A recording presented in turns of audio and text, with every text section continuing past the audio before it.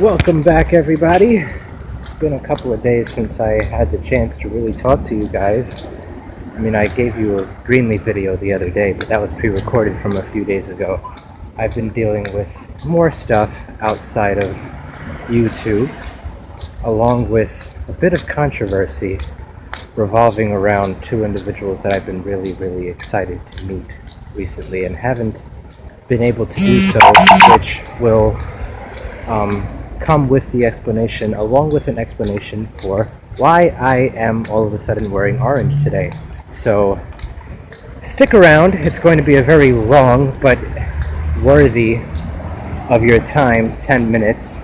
So once I get settled into my house again, I will get back to you guys. So stick here. Well, stick around and stay here. I'll get it right eventually. And here I am, back in my house. And now, and I still got the creepy ghost balloon. Same one. It's just losing air now. But as I mentioned while I was outside, I've been going through some things outside of YouTube. Bit of controversy with a couple of individuals that I've really been looking forward to meeting, namely Mr. Moe and Omar. They were supposed to be here over this past weekend. Just to bring you up to speed, it is Wednesday, the 25th. They were supposed to be here on the 20th through to the 22nd. Moe had business here, and he was also going to meet up with fans, and Omar was obviously here to support Moe. Well, was going to be here to support Moe. Neither one of them were able to show up, and I had no idea why. There's a lot of other fans here in New York that did not know why. And it could have a lot to do with, the main reason could be the fact that we don't all have Twitter. Not all of us follow everybody on all of their social media platforms. Like, especially I myself and some other sergeants here in New York, if we would have been following on Twitter, we would have known exactly what happened to Mr. Moe numero uno, first one, because I was looking forward to seeing him the most. His passport expired, and they stopped him literally as he was about to get on the plane. And he was parked on the side of the road for an X amount of time, just venting to his fans because he was really pissed because he was missing his very important business meeting and he was letting people down, which is something he really doesn't like to do. And he genuinely expressed that with pure frustration. And though I'm getting that now, it was a couple of days after, when I was already ranting and raving and wondering what's going on with Moe and why is he still just posting stuff on social media and doing these videos without addressing why he's not here.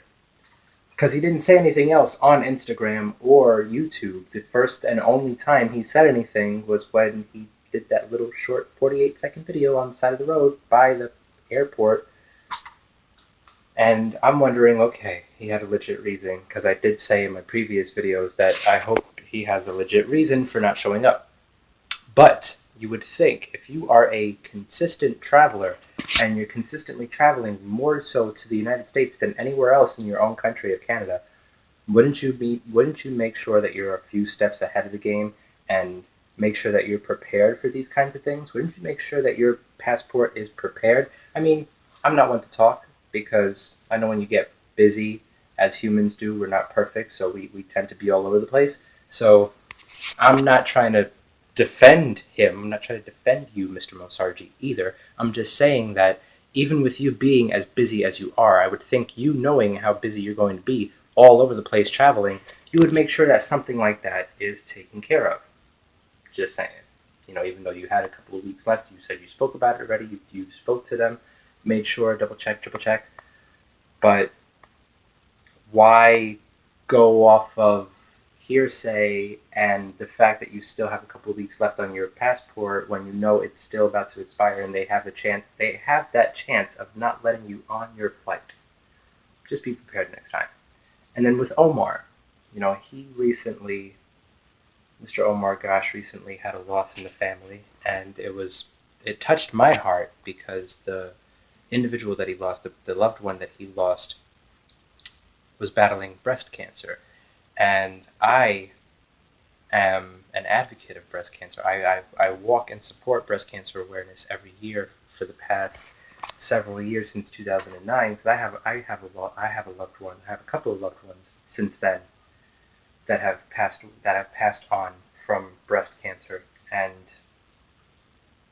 he had to at the last minute go back home. Well, not go back home. He was already home, but he did not stay on the plane to come here because he had to be there with his family. I believe it was the funeral, the day of the funeral, or the funeral was taking place. He needed to be there with his family. That's understandable. But again, we only heard something on one social media site, which was Twitter. Not saying, oh, you have to go out of your way and make sure every single one of your fans know what's going on.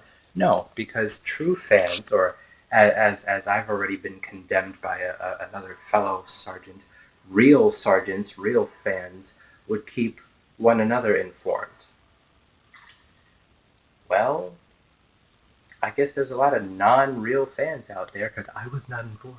And not to say that you're not a real informer or committed to keeping your fans or your family, the people you consider family, well informed, but I would just like to think, I would chalk it up to you guys being in the heat of your moments with dealing with those severe issues. Well, severe for the both of you is different with the scenarios. But anyway, I would like to think with you being caught up in the moment that you just didn't think to go on your other social media platforms and inform your other viewers that you weren't going to be able to make it here, because as understanding as they are, clearly they're very understanding, because as I mentioned before, the controversy that I've had on social media was with two fellow fans.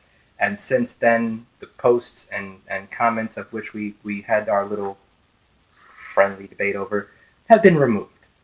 And I'm not going to go any further with that because there has been more unnecessary stuff that has happened since the whole controversy with me and wagging my finger at Moe for not being here, and I didn't know that he wasn't allowed to come back to the United States because he had an expired passport, his passport's pending expiration, whatever, and then Mr. Omar Gosh that had to be there with his family, which I am deeply sorry for.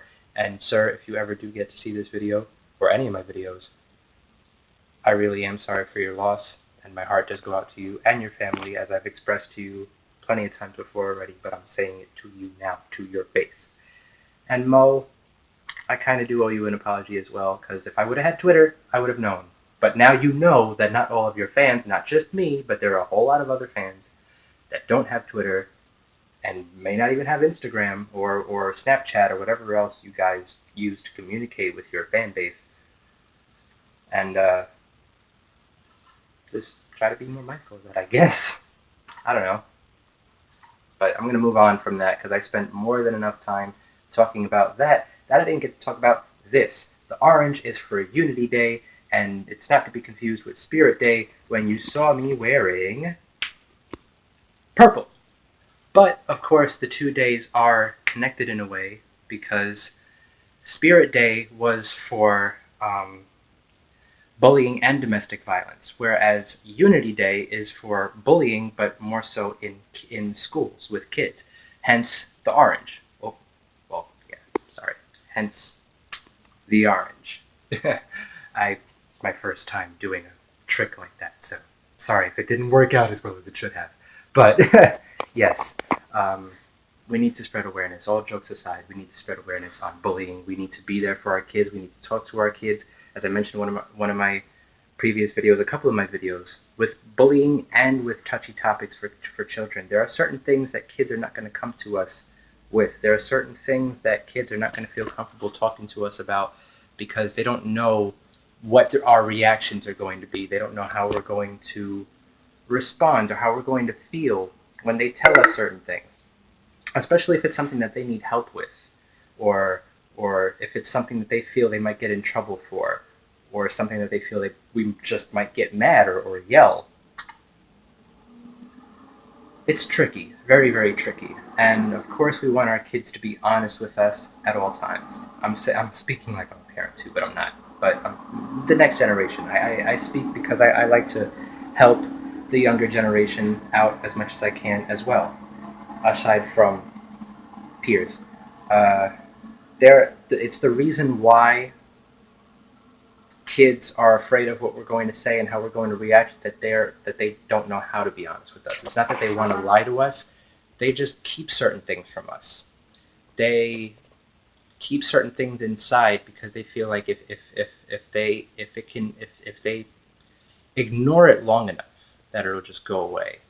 And if they try to redirect their attention on something else, redirect their energy on something else, that it'll just go away. But there are certain situations where that is just not possible. You know, there are certain situations where kids just can't repress things because it's unhealthy, and it can get to a point where that child might snap, might say something or do something that he or she may not regularly do, and it could turn into something potentially catastrophic. So we really do need to be there for our kids. We really do need to encourage talking about anything, even if it's hard for them, even if it's hard for us to see the kids struggle with what's going on, because we don't want to see anybody struggle with anything, especially a young kid. What could a poor young child possibly be going through that's so hard, in life? Aside bullying, there you go. Bullying is the one thing that a child could live without. And any child could live a much better life without bullying. We obviously can't completely eliminate bullying just like that, because hello, there are certain other things like racism, which I won't get into, that is still alive and prominent to this day, and I can't stand it. I really can't stand it. People need to understand that black and white are just colors. But again, that can be tied in with bullying. People are bullied for many different reasons, but Unity Day is to spread awareness for bullies in our kids' schools, in our day-to-day lives. We really just need to do what we can to make a difference. All it takes is one voice to make a difference.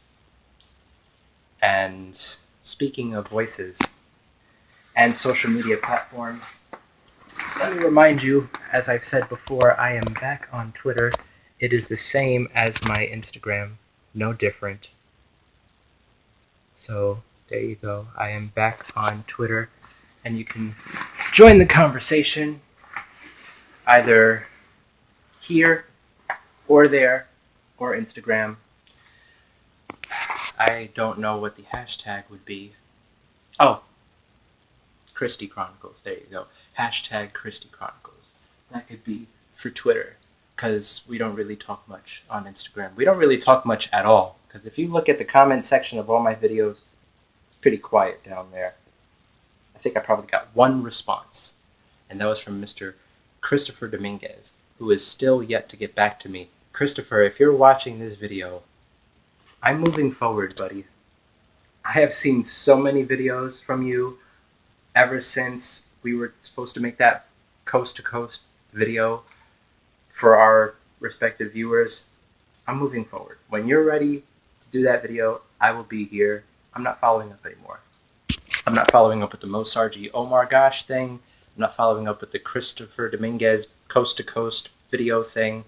I am moving forward, doing my thing, talking to people about whatever it is that they want to talk about, and I haven't ended or started a video with a quote in a while, which is why I am